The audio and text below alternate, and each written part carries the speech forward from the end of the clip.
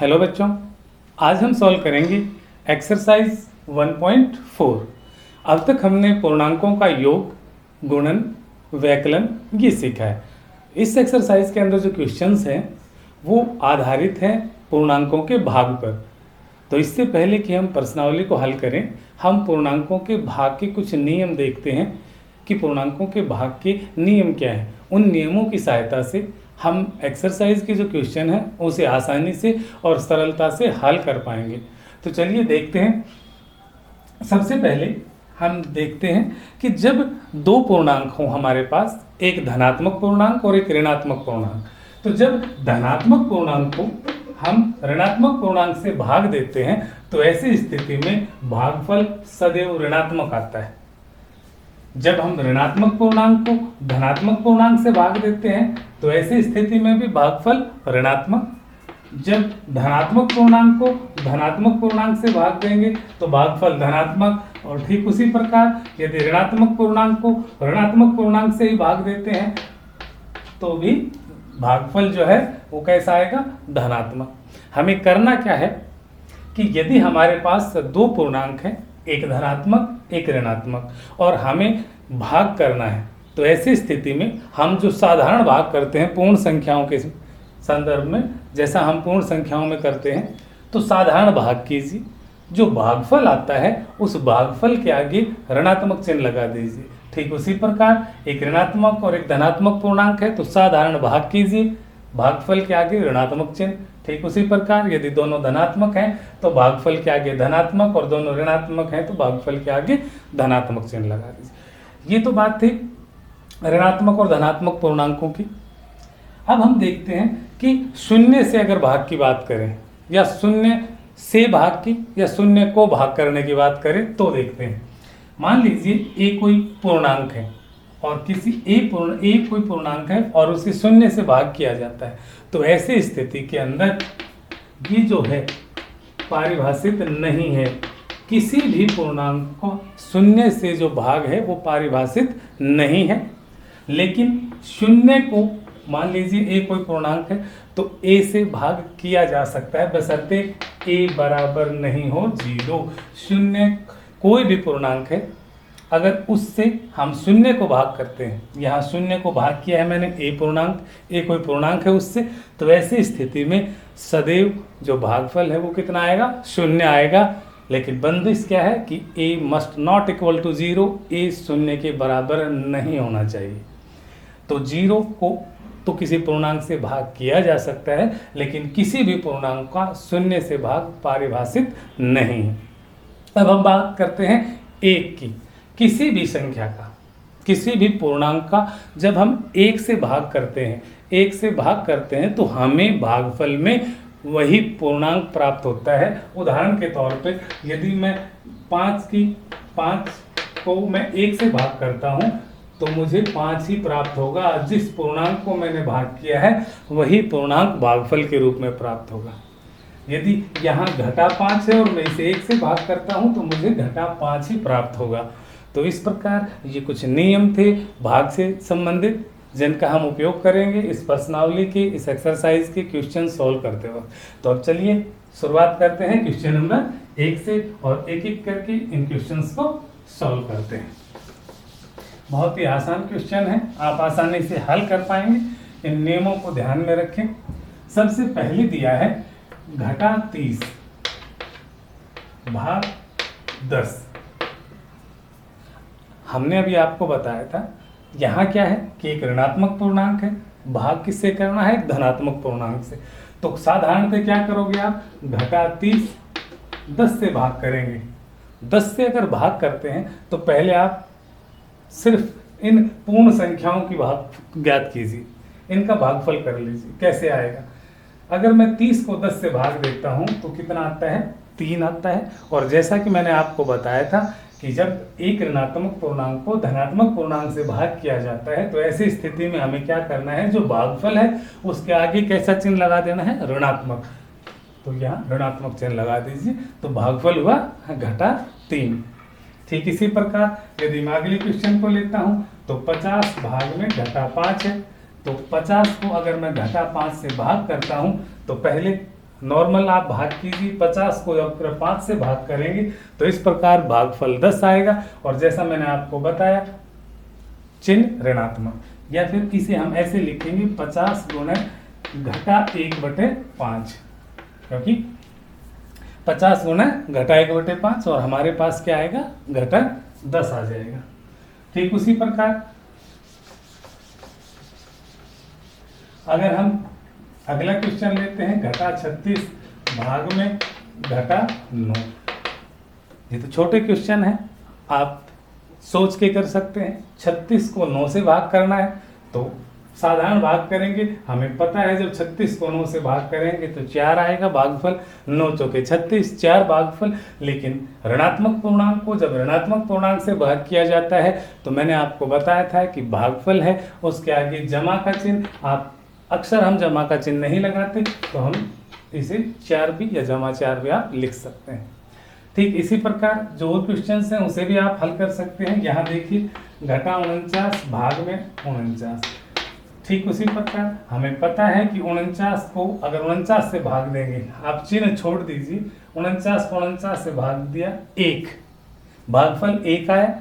चूंकि एक ऋणात्मक पूर्णांक को धनात्मक पूर्णांक से जब भाग दिया जाता है तो हम भागफल जो है उसके आगे ऋणात्मक चिन्ह लगा देते हैं, तो इस प्रकार जो भागफल है वो है घटा 1। आगे देखिए 13 भाग में घटा 2 जमा 1, पहले ब्रैकेट के अंदर जो पूर्णांक है उन्हें सॉल्व कीजिए। घटा 2 जमा 1, जब हम इनको हल करेंगे तो घटा 2 जमा 1, 1 घटा 1 जमा घट जाएंगी और ये घटा 2 में से 1 गया, 1 चिन्ह घटा का, तो 13 को हमें घटा 1 से भाग करना है, अर्थात एक धनात्मक पूर्णांक को ऋणात्मक पूर्णांक से भाग करना है। और 1 से भाग के नियम में मैंने आपको बताया था कि जब भी किसी भी संख्या को किसी भी पूर्णांक को 1 से भाग किया जाता है तो भागफल स्वयं वही पूर्णांक होता है। इसका अर्थ है यहाँ कितना आएगा 13, और चूंकि धनात्मक पूर्णांक को ऋणात्मक से भाग किया गया है तो हम क्या करेंगे, चिन्ह कैसा लगा देंगे, ऋणात्मक चिन्ह, तो इसका क्या होगा घटे 13। एक क्वेश्चन और लेते हैं फिर हम सेकंड क्वेश्चन पे चलेंगे। इसी प्रकार पहली क्वेश्चन के जितने भी पार्ट हैं आप उन्हें हल कर सकते हैं। एक क्वेश्चन और है यहाँ, घटा 36 भाग में 12 भाग में 3। अब पहले ब्रैकेट के अंदर सॉल्व कीजिए घटा 36, जब घटा 36 भाग में 12 है, आप सीधे पहले 36 को 12 से भाग कीजिए। जब 36 को 12 से भाग करेंगे तो हमारे पास 3 आएगा, 12 3 36। क्योंकि एक ऋणात्मक पूर्णांक को धनात्मक पूर्णांक से भाग किया गया है इसलिए भागफल के आगे ऋणात्मक चिन्ह, भाग में 3। अब एक ऋणात्मक पूर्णांक एक धनात्मक पूर्णांक, ऐसी स्थिति में 3 को 3 से भाग दीजिए पहले साधारणतः, तो 3 को 3 से भाग देंगे 1, फिर वही एक ऋणात्मक पूर्णांक को धनात्मक से भाग दिया गया है तो जो भागफल है उसके आगे ऋणात्मक चिन्ह, तो इस प्रकार हमें हल प्राप्त हुआ घटा 1। तो ये तो क्वेश्चन नंबर 1 था, इसके अलग अलग पार्ट थे, 1-2 पार्ट और हैं, आप उसे आसानी से हल कर पाएंगे, आप हल कीजिए उन्हें। अब हम चलते हैं क्वेश्चन नंबर 2 पे।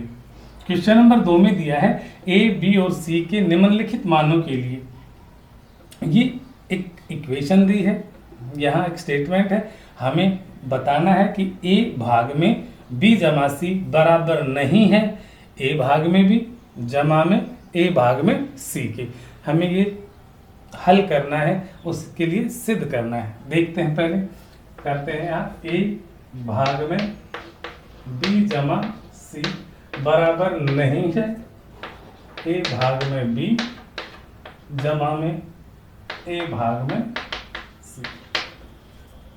पहला जो पार्ट है उसका, उसमें दिया है ए हमें लेना है 12, बी का मान घटे 4 और सी का मान 2। अब इन मानों को हम यहाँ प्रतिस्थापित करेंगे, यहाँ रखेंगे।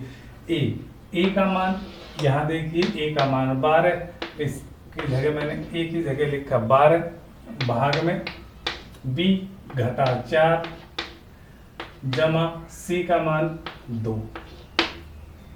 बराबर नहीं किसके, ए भाग में बी, ए अर्थात 12 भाग में घटे 4 जमा में ए भाग में सी, ए का मान 12 भाग में सी, सी का मान 2। पहले हम बायां पक्ष लेते हैं, लेफ्ट हैंड साइड लेके चलते हैं। यहां हम सॉल्व करेंगे 12 भाग में घटा 4 जमा 2। अगर घटा 4 और जमा 2 एक ऋणात्मक पूर्णांक है, एक धनात्मक, जब एक ऋणात्मक और एक धनात्मक पूर्णांक हो तो सदैव क्या होगा, घट जाएंगी। तो घट जाएंगे, हमें योग करना है लेकिन ये घट जाएंगी क्योंकि एक ऋणात्मक है एक धनात्मक है, तो घटेंगी। 4 में से 2 गई 2 और चिन्ह जो बड़ी संख्या के साथ है, इस प्रकार हमें प्राप्त हुआ घटा 2।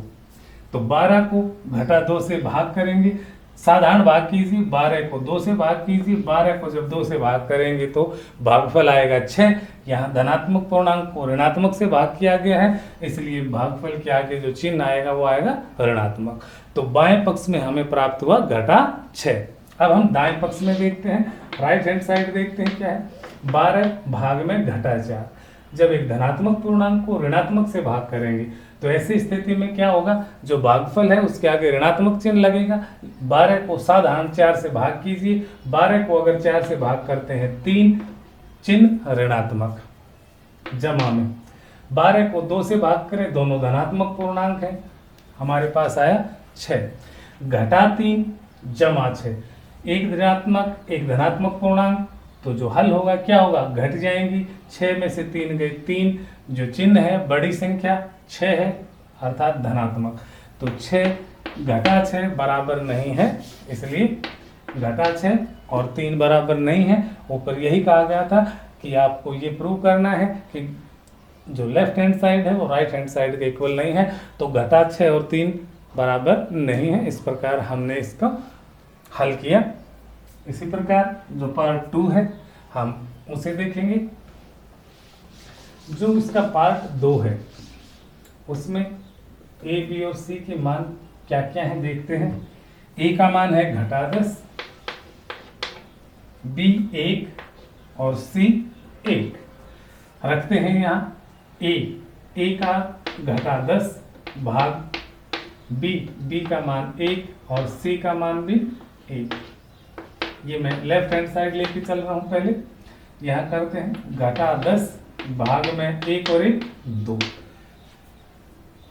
10 को 2 से भाग कीजिए, साधारणतः 10 को 2 से भाग करेंगे, भागफल आएगा 5, क्योंकि ऋणात्मक एक धनात्मक, तो भागफल के आगे चिन्ह आएगा ऋणात्मक। तो इस प्रकार लेफ्ट हैंड साइड में हमें प्राप्त हुआ हल घटा 5। अब राइट हैंड साइड देखते हैं। ए भाग में बी, ए का मान है घटा 10 भाग में बी अर्थात 1 जमा में 1 घटा 10 भाग में सी का मान है 1। 10 को 1 से, किसी भी संख्या को जब 1 से भाग दिया जाता है तो हमें वही संख्या प्राप्त होती है। तो इस प्रकार प्राप्त हुआ 10, लेकिन चूंकि ये ऋणात्मक है और धनात्मक से भाग दिया गया है तो हमें चिन्ह लगाना होगा ऋणात्मक। जमा में ठीक उसी प्रकार यहाँ भी हमें प्राप्त होगा घटा 10। अब यहाँ घटा 10 और ये घटा 10, हमारे पास क्या है, घटा 10 और घटा 10।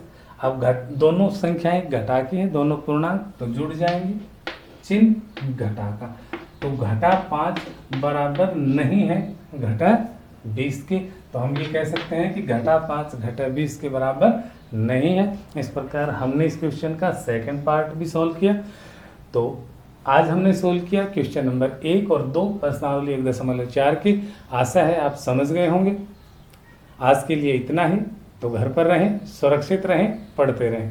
धन्यवाद।